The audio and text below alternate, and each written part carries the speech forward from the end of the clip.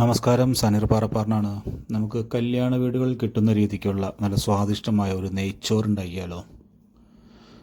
നെയ്ച്ചോറിന് ആവശ്യത്തിന് 2 കപ്പ് അരി കഴുകി വാരി കുതിർത്തി സ്റ്റെയിൻ ചെയ്ത് വെള്ളം വാൽത്താൻ വേണ്ടി എടുത്തു വച്ചേക്കുന്നതാണ്. അരി 1/4 മണിക്കൂർ കുതിർത്തി വെള്ളത്തിലിട്ട് വെള്ളം വാഴ്ത്തിയതിന് ശേഷം നമ്മൾ സ്റ്റൗ കത്തിക്കുകയാണ്. സ്റ്റവ് കത്തിച്ച് ചെമ്പ് ചൂടായതിനു ശേഷം നമുക്ക് ആവശ്യത്തിനുള്ള ഓയിൽ ഒഴിച്ചു കൊടുക്കാം. ഞാനിവിടെ ഉപയോഗിക്കുന്നത് സൺഫ്ലവർ ഓയിലാണ്. ഓയിൽ ഒന്ന് ചൂടായി വരുമ്പോഴത്തേക്കും നമുക്ക് ആവശ്യത്തിനുള്ള സ്പൈസസ്, ഗ്രാമ്പൂ, പട്ട, തക്കോലം, ജീരകം, ചെറുതായി അരിഞ്ഞ ഒരു സവാള, ഒരു 2 ഇതൾ കറിവേപ്പില എല്ലാം കൂടെ ഇട്ട് കൊടുക്കാം. അതിട്ട് കൊടുത്ത് ഒന്ന് ചൂടായി ഒന്ന് വാടി വരുമ്പോഴേക്കും നമ്മൾ ഇതിനകത്തേക്ക് ചേർക്കുന്ന ഒരു സ്പെഷ്യൽ കൂട്ടുണ്ട്. അതായത് വെളുത്തുള്ളിയും അണ്ടിപ്പരിപ്പും കൂടി വെള്ളത്തിലിട്ട് കുതിർത്തി വെള്ളം ഒഴിച്ച് അരച്ചെടുത്ത പേസ്റ്റാണ് നമ്മൾ ഇതിനകത്തേക്ക് ചേർക്കുന്നത്. ചോറിന് ഫ്ലേവറിന് വേണ്ടി ചെയ്യുന്നതാണ്.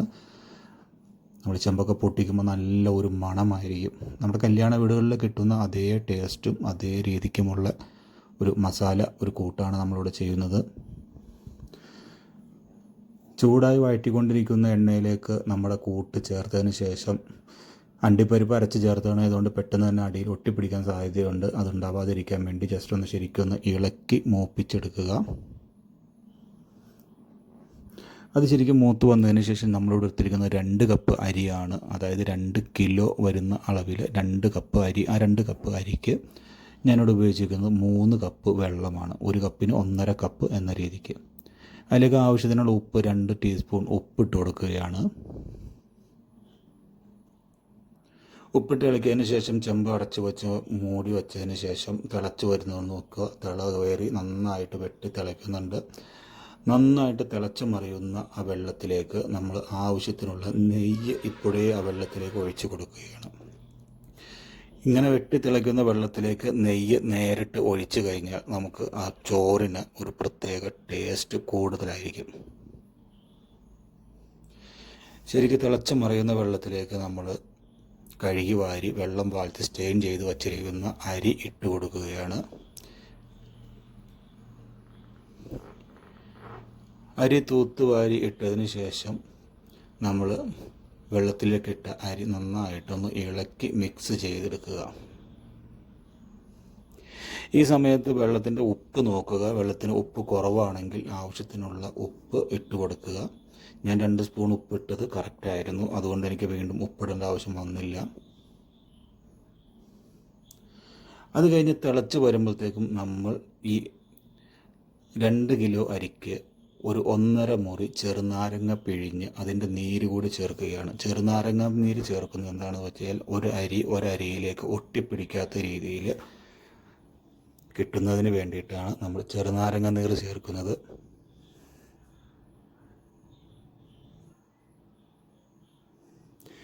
ചെറുനാരങ്ങ നീര് ചേർത്ത് ശരിക്കും ഇളക്കിയതിന് ശേഷം നമ്മൾ വീണ്ടും മൂടി വച്ച് വേവിക്കുക. ഇടയ്ക്കൊന്ന് തുറന്ന് നോക്കുമ്പോൾ വെള്ളം ഏകദേശം അരിയുടെ ലെവലിൽ നിന്നും തൊട്ടുമുകളിലേക്ക് എത്തിയിട്ടുണ്ടാവും. ആ സമയം ശരിക്കൊന്ന് ഇളക്കി മിക്സ് ചെയ്ത് യോജിപ്പിച്ചതിന് ശേഷം നമ്മൾ തീ കുറച്ചിടുക. തീ കുറച്ചതിന് ശേഷം ഞാനിവിടെ എൻ്റെ ചെമ്പിൻ്റെ മൂടി അത്ര ക്ലിയറല്ല, സ്റ്റീം പുറത്തേക്ക് പോകും എന്നുള്ളത് കൊണ്ട് ഞാനിതിൻ്റെ ടോപ്പിൽ അലുമിനിയം ഫോയിൽ കൊണ്ട് കവർ ചെയ്യുന്നുണ്ട്. അലുമിനിയം ഫോയിൽ കൊണ്ട് ശരിക്കും കവർ ചെയ്തതിന് ശേഷം അതിൻ്റെ ചെമ്പിൻ്റെ മൂടിയതിന് ശേഷം അതിൻ്റെ മുകളിലേക്ക് തീ ഓഫ് ചെയ്ത് അതിൻ്റെ മുകളിലേക്ക് ഞാൻ നേരത്തെ റെഡിയാക്കി വെച്ച ചിക്കൻ കറി തയ്യാറാക്കിയ ഉരുളി കയറ്റി വച്ചിരിക്കുകയാണ്.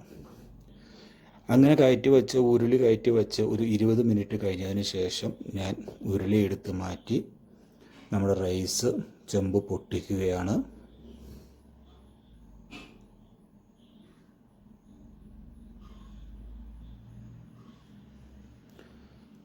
അത് അലൂമിനിയം ഫോയിൽ മാറ്റി കഴിയുമ്പോൾ ആ സ്റ്റീം അങ്ങോട്ട് പുറത്തേക്ക് വരുമ്പോൾ അതിനുണ്ടാകുന്ന ഒരു സ്മെല്ല് എൻ്റെ മോനെ വേറെ ലെവലാണ്. മുകളിലേക്ക് ഒരല്പം കൂടി നെയ്യ് ചേർത്തതിന് ശേഷം നന്നായി ഇളക്കി മിക്സ് ചെയ്ത് യോജിപ്പിച്ചെടുക്കുക. കട്ടയില്ലാത്ത രീതിയിൽ കട്ട പൊന്നതെല്ലാം അപ്പാപ്പോൾ ഉടച്ച് ക്ലിയർ ചെയ്ത് റെഡിയാക്കിയെടുക്കുക. നമ്മുടെ കല്യാണ വീടുകളിൽ നമ്മൾ കഴിക്കുന്ന അതേ രീതിയിലുള്ള, അതേ ടേസ്റ്റിലുള്ള, അതേ സ്ട്രക്ചറിലുള്ള സ്വാദിഷ്ടമായ നെയ്ച്ചോറ് ഇവിടെ റെഡിയായിരിക്കുകയാണ്. വീഡിയോ കണ്ട് ഇഷ്ടപ്പെട്ടാൽ ചാനലൊന്ന് സബ്സ്ക്രൈബ് ചെയ്യുക. കഴിയുന്നതും എല്ലാവരും ഇതൊന്ന് പരീക്ഷിച്ച് നോക്കുക. ചെയ്ത് നോക്കിയതിന് ശേഷം ഫീഡ്ബാക്ക് കമൻറ്റായി അറിയിക്കണം. നിങ്ങളുടെ സുഹൃത്തുക്കളിലേക്കും ബന്ധുക്കളിലേക്കും എത്തിക്കുന്നതിന് വേണ്ടി കഴിയുമെങ്കിൽ ഈ വീഡിയോ ഒന്ന് ഷെയർ ചെയ്യുക. അപ്പോൾ ഇന്നത്തെ വീഡിയോ ഇത്രയേ ഉണ്ടായിരുന്നുള്ളൂ. ഞാൻ സനീർ പാറപ്പാടൻ.